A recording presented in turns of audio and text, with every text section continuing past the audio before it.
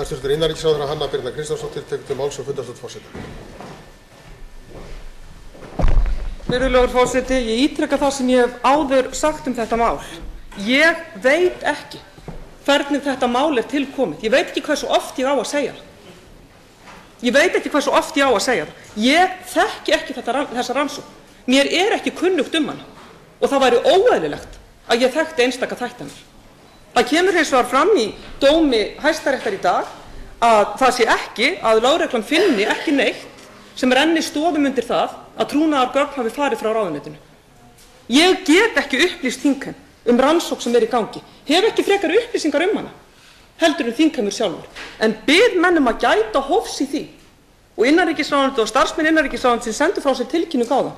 Ég bið menn að gæta hófs í því að það sé talið að menn setji það í annarlegt samhengi að starfsmenn ráðuneytisins eigi samtöl við fjölmiðla. Það gera þeir allan daginn í upplýsingaskyni.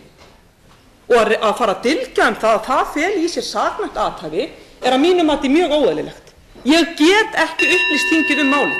Ég hef ekki frekari upplýsingar rannsókn málsins heldur en aðrir þingmenn hér.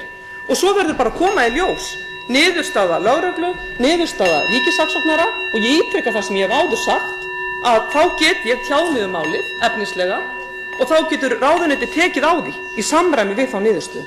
En það var engin niðurstaða fengin í málið í dag.